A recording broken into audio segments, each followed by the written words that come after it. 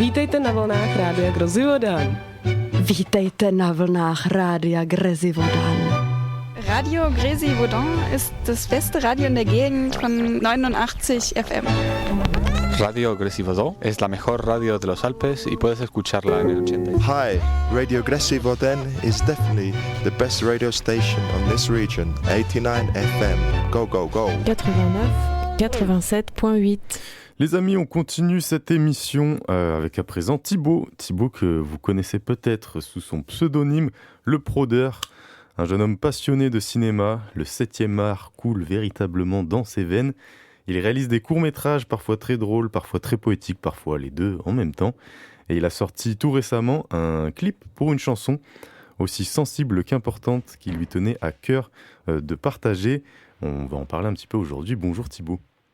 Bonjour, merci de me recevoir. Eh ben, merci à toi d'être avec nous aujourd'hui sur Radio Grésivaudan. Tu étais déjà passé, donc c'est des retrouvailles. Ça fait quelques mois, mais tu as sorti déjà plein de choses depuis, dont, comme je le disais, un très beau clip court-métrage tout récemment qui s'appelle Mort en rêvant. On va en parler, mais avant ça, on va peut-être aussi en découvrir un petit peu plus sur toi pour ceux qui ne te connaissent pas. Thibaut, qui es-tu? Que fais-tu dans la vie? Eh bien, je m'appelle Thibaut Geyer, j'ai 15 ans, je suis lycéen et je suis passionné par le cinéma. J'ai monté mon association avec d'autres personnes de mon âge dans laquelle on réalise des courts-métrages.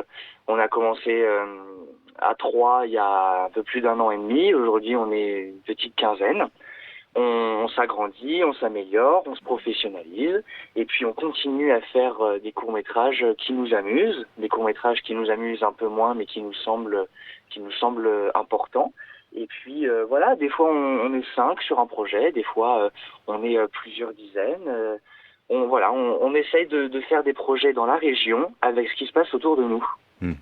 Et comment vous organisez? Tu nous dis que vous êtes 15 dorénavant. Est-ce que chacun a ses rôles, chacun sait ce qu'il doit faire ou c'est vraiment libre Alors, c'est-à-dire qu'en fait, chacun a des rôles plus ou moins prédéfinis, mais c'est vrai que ça varie quand même parce que on a la chance d'être une équipe assez soudée. On est limite une bande d'amis en fait, concrètement. Ce qui fait que voilà. On a des rôles un petit peu prédéfinis, mais ça va vraiment bouger. C'est-à-dire qu'on a des personnes qui sont là pour jouer la comédie. Et sur un tournage où ils jouent pas en tant que comédiens, ils vont quand même venir sur le tournage pour nous aider à la technique, pour être au plateau.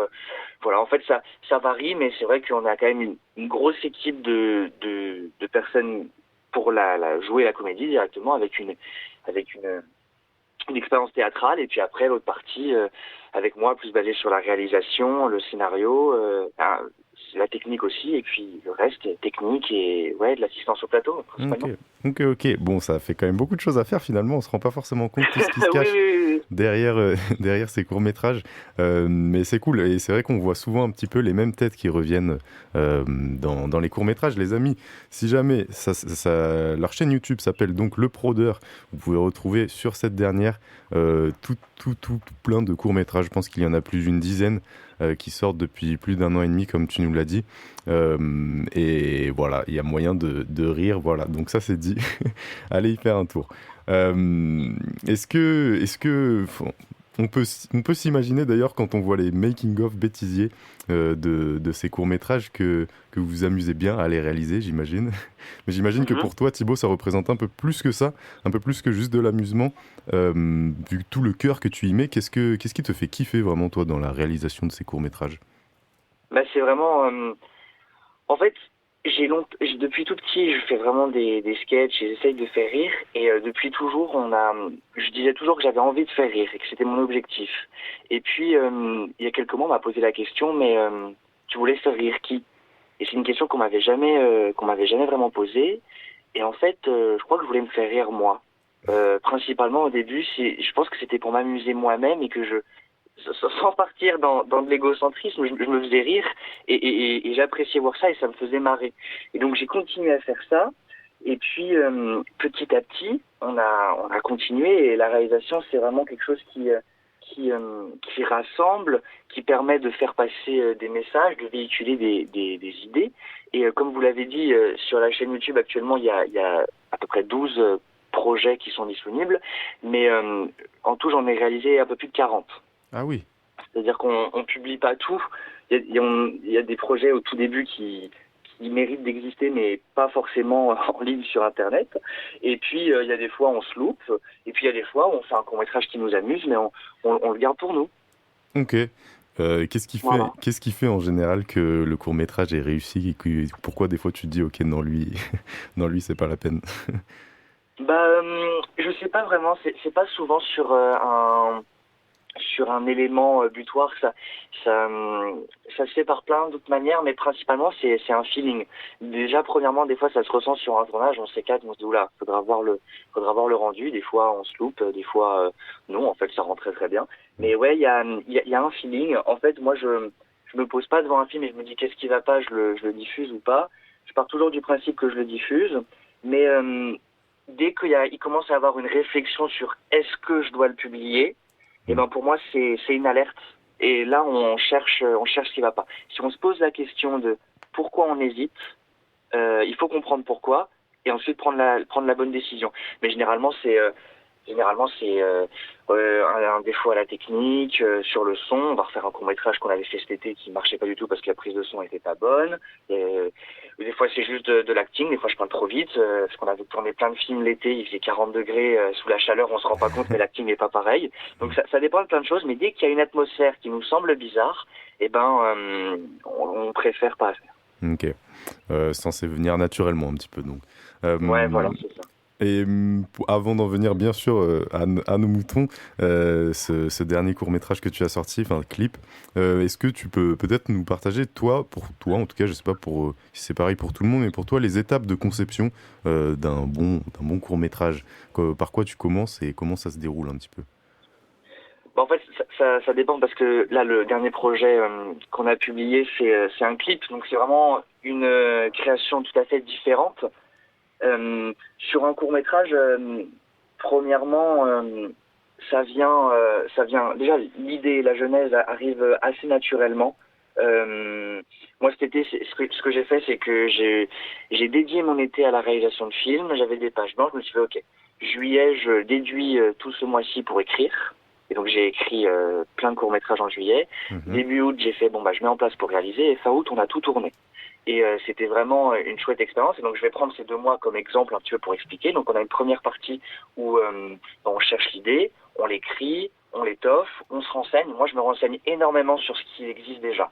Je veux faire un film sur le harcèlement, je vais regarder tout ce qui existe déjà sur le harcèlement, sur le suicide pareil, ou sur les courts-métrages même comiques. Est-ce que ça a déjà été fait? Est-ce qu'un court-métrage dans une boulangerie a déjà été fait? Quelles vannes ont été faites dessus? On se renseigne bien sûr. Ensuite, on met le texte à plat, on le définit et on le transmet aux équipes. Et puis ensuite, on recherche les éléments qu'il faut. Il y a quelques temps, on a fait un court-métrage qui s'appelle L'Accent. On avait besoin d'imprimantes et d'écrans d'ordinateurs HS. Où c'est qu'on va trouver? On va contacter des déchetteries. On va essayer de regrouper tout le matériel qu'il nous faut. Des fois, c'est des accessoires du décor. Des fois, c'est même une autre caméra, un autre micro, un autre éclairage qu'on n'a pas forcément, nous, à notre possession. On réunit tout ça au même endroit. Et puis ensuite de ça, on fait un tournage, on cale une date, on demande aux gens de venir, on réserve un lieu. Des fois c'est dehors, des fois c'est dans une open space, des fois c'est en Pologne. moins quand même, mais des fois c'est le cas. Et puis ensuite on fait la journée de tournage, toujours dans la bonne humeur, toujours face aux imprévus qui nous arrivent, parce qu'il y en a, hein. Et puis plus ou moins gros. Et puis ensuite du montage. Et puis après de la communication. Ok, bon, vous l'aurez compris les amis, Thibaut et son équipe font les choses bien, ils ont des bons protocoles. En Pologne donc, tu disais, ça tombe bien, on va en parler, ce dernier court-métrage, clip, pardon, je me trompe à chaque fois, vous l'avez tourné en Pologne, c'est pour une chanson donc, que tu l'as sortie d'ailleurs ce 27 janvier, une chanson accompagnée donc de ce petit film, ça s'appelle Mort en rêvant. Tout d'abord, pourquoi la date du 27 janvier, il y a 2 jours donc? Faut savoir que c'est un projet sur lequel j'ai commencé à travailler le 10 janvier dernier. Donc ça fait un peu plus d'1 an qu'on est dessus. Mais je dois avouer que le projet est prêt depuis quelques mois. Mais j'attendais le 27 janvier parce que le 27 janvier, c'est la journée internationale de commémoration de l'Holocauste. C'est une journée symbolique. J'aime bien les dates qui correspondent avec la publication de nos films. Le projet, pour être honnête, je l'avais fini début de l'été. Et je me suis dit, qu'est-ce que je fais ? Premièrement, je le diffuse pas en été parce que j'estime que vu l'atmosphère et le message, c'est pas un film qu'on a envie de voir en été, c'est pas dans le mood de cette période-là. Et donc on s'est dit alors on va attendre l'automne et l'hiver, et quitte à devoir attendre quelques mois en plus, autant attendre la date du 27 janvier qui pour le coup est symbolique. Le 27 janvier, donc tu as sorti ce film que tu as tourné à Auschwitz. D'où est partie cette idée finalement ? Est-ce que c'était un peu un hasard, tu t'es rendu à Auschwitz, ou bien était-ce quelque chose qui te tenait à cœur ? Comment ça s'est fait ? Il y a un peu de tout, je saurais pas vraiment expliquer. En fait, j'aime bien tester, j'aime bien me tester à tout et m'exercer surtout à tout parce qu'on peut pas réussir à chaque fois. Mais moi, quand j'ai commencé les courts-métrages, j'ai commencé avec une comédie classique. Ensuite, j'ai voulu faire du muet, du noir et blanc, avec un aspect plus narration, et j'aimais bien m'étoffer comme ça. On remarque sur la chaîne que il y a du drame, il y a de la comédie, il y a du muet, il y a de la discussion, de l'éloquence. On a un petit peu de tout. Et j'avais vraiment envie de m'exercer à la chanson, parce que c'est quelque chose que j'avais pas envie de tester. Enfin, c'est quelque chose que j'avais envie de tester et que j'avais pas encore eu l'occasion. Et je me suis dit, pour moi c'est une grosse prise de risque parce que je sors totalement de ma zone de confort. Et quitte à prendre des risques, autant prendre tous les risques au maximum en faisant une chanson aussi sensible qu'importante. Et j'avais l'occasion de partir en voyage, et étant fan d'histoire et pas très friand des voyages sur la plage, mais plutôt des voyages où on visite et on apprend des choses, j'ai souhaité partir en Pologne. Et donc j'ai fait Varsovie, Cracovie, et j'ai souhaité faire Auschwitz. Et donc je me suis dit, je vais aller en Pologne, je vais pouvoir profiter de ces vacances et visiter parce que ça me passionne. Et je vais en profiter pour faire un film à Auschwitz. Et j'ai allié les deux tout simplement. J'ai allié la musique et le clip à Auschwitz. Et je ne saurais pas vraiment expliquer pourquoi, mais c'est venu assez naturellement. J'allais là-bas, j'avais une chanson, allions les deux. En tout cas, c'est la chanson et le clip qui se subliment vraiment l'un l'autre. Les amis, vous pouvez bien sûr aller la découvrir sur la chaîne Le Prodeur sur YouTube. Mais donc du coup, c'est vraiment les deux qui sont venus en même temps. Il n'y a pas eu d'abord la chanson, ensuite on s'est dit ok, on va aller clipper ça. Ou l'inverse, c'est vraiment l'un et l'autre marchent ensemble, quoi. J'avais l'idée de faire une chanson, j'ai eu ça en même temps.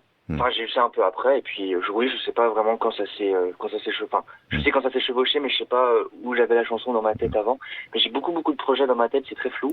Et des fois, ça surgit et ça se concrétise. Ok. Et qui chante, c'est pas toi d'ailleurs, je le précise, qui chante la chanson, mais qui est cette personne et comment l'as-tu rencontrée ? Je me suis concentré sur la réalisation, et je suis très content aujourd'hui de pouvoir faire des projets avec plusieurs talents, parce que quand on commence les courts-métrages, on est content de dire ouais, on a fait tout seul, on a fait tout à 2-3, mais en fait avec le temps on est content de dire qu'on a réuni du monde et qu'on a telle personne à tel endroit. Sur ce film-là, du coup, c'était un vrai plaisir. J'ai vraiment pu me concentrer sur l'aspect réalisation. J'ai une amie d'amis qui est devenue du coup par la suite une amie également, qui est à Lyon. Alors je ne vais pas vous dire de bêtises, il me semble qu'elle voulait le conservatoire, je ne sais pas si elle l'a obtenu ou pas, mais bref, elle est passionnée par le chant, elle aime beaucoup ça, et c'est vrai qu'elle avait eu l'occasion de me montrer ses projets. J'avais un petit peu été épaté par ce qu'elle arrivait à faire. Et moi, c'était évident que je ne changerais pas parce que c'est pas mon talent sur ce point-là. Et dans le collectif, il faut savoir qu'on a aussi quelqu'un qui est basé sur le son et qui fait des instrus, tout simplement. Et puis, du coup, moi, j'ai écrit des paroles. J'ai demandé, du coup, à cette personne qui s'appelle Simon de nous faire une instrumentale dessus. On l'a travaillé ensemble. il avait mis on a retravaillé des choses ensemble. J'ai souhaité qu'il y ait des techniques comme des ostinatos pour montrer le roulement et l'enchaînement de l'extermination d'Auschwitz. On a plein de détails comme ça. On a enlevé tout ce qui était instrument électronique pour rester sur des violons, du piano, des choses assez classiques. Et puis, il m'a donné cet instrumental après quelques modifications, et j'ai dit, écoute, ton instrumental, elle est géniale, mais elle colle pas du tout avec les paroles. Je sais pas comment il a fait, mais les paroles collaient pas dessus. Du coup, on a réécrit tout ça. Et puis ensuite, en soumettant à Louane, on a réécrit parce que j'ai écrit avec mon timbre de voix, qui n'est pas le même que celui de Louane. Du coup, on a réécrit les paroles, mais on a eu l'occasion de bien brasser tout ça, de revenir dessus à plein de moments. Donc on a des paroles qui sont écrites et coécrites par moi, enfin Thibaut Gélière du coup et Louane Porcheron, et une instrumentale composée par Simon Martin. Une belle connexion que grâce à l'art, encore une fois, les belles connexions se font, les talents se rencontrent, et donc ça nous donne cette belle chanson Mort en rêvant, que vous pouvez encore une fois découvrir sur YouTube si vous trouvez la chaîne Le Prodeur. Voilà. On a également trouvé les distributeurs pour la publier sur toutes les plateformes de streaming aussi. Magnifique. Donc Spotify, donc, voilà, Deezer. c'est la petite fierté. On ne pense pas avoir beaucoup d'écoute, mais symboliquement, avoir sur des grosses plateformes, c'est beau. Mais complètement. Mais il faut aller surtout la découvrir avec le clip. Je pense que c'est encore plus parlant. D'ailleurs, est-ce que du coup tu es satisfait de ce clip ? Est-ce que c'est quelque chose que tu vas renouveler, l'expérience clip de musique, ou tu comptes plus t'orienter sur les courts-métrages dorénavant ? Qu'est-ce que tu en penses ? Eh bien, je suis très très satisfait de ce clip. Et j'avais une petite appréhension lors du tournage, parce que faut savoir qu'on avait grand soleil lorsque j'ai visité le camp d'Auschwitz-Birkenau. Et c'est vrai que je me suis dit, un grand soleil, ça va pas vraiment avec ce que j'exprime. Et aujourd'hui, il y a des arbres, donc c'est beaucoup plus, c'est beaucoup moins terne et austère. Donc j'avais pas envie qu'il y ait un aspect beau visuellement de cet endroit. Donc ça m'avait beaucoup embêté. Enfin, ça m'avait appréhendé cette lumière vive du soleil qui éclairait et qui faisait qui émerveillait, tout simplement. C'est beau, tout simplement. Et finalement, avec l'étalonnage qu'on a fait, la travail sur les couleurs du noir et blanc, ça passe mieux. Donc cette appréhension-là est partie, mais sinon je suis très satisfait, c'est que j'ai réussi à avoir des plans avec quasiment personne en fait. C'est-à-dire que avec certaines techniques, on arrive à éviter les gens. En fait, on se met à l'arrière du groupe de visite, on fait des contre-plongées, et puis on arrive déjà, rien que ça, à éliminer une bonne partie de la présence humaine dans nos plans. Donc vous remarquerez que dans le clip, Auschwitz c'est quasi vide. Donc je suis très satisfait de ça. Et puis je suis très content de ce clip. Je trouve qu'il s'harmonise beaucoup avec la musique, très satisfait. Et puis oui, la chanson, c'est quelque chose que j'aimerais bien réitérer. Peut-être pas tout de suite, on va essayer de voir. Déjà, on a d'autres projets qui arrivent, même si on va un petit peu ralentir. J'aime bien faire les choses bien, à 100%. Donc on va prendre le temps de laisser un petit peu tout s'écouler, et j'ai déjà quelques idées, et envie de donner la parole à certains d'autres artistes que j'ai en tête dans mon entourage, et puis pourquoi pas réitérer ça dans quelques mois. Ok, cool. Bon, patience un petit peu, les amis. On aura d'autres choses qui arrivent donc bientôt, vous l'aurez compris, sur la chaîne Le Prodeur. En attendant, il y a déjà plein de trucs, plein de courts-métrages à aller découvrir. Et donc, ce fameux clip. Merci beaucoup, Thibaut, pour tout ce que tu nous as partagé aujourd'hui. Les amis, si vous souhaitez le suivre, donc il y a bien sûr sa chaîne YouTube, mais il y a aussi son site internet, Le Prodeur, ou ses réseaux sociaux, Instagram ou Facebook, pour vous tenir au courant de toutes les actualités de Thibaut et de son équipe.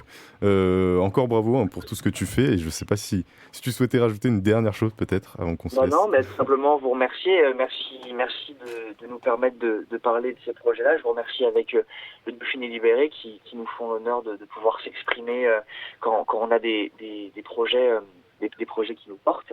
C'est vraiment une chance, et je suis content de pouvoir faire ça.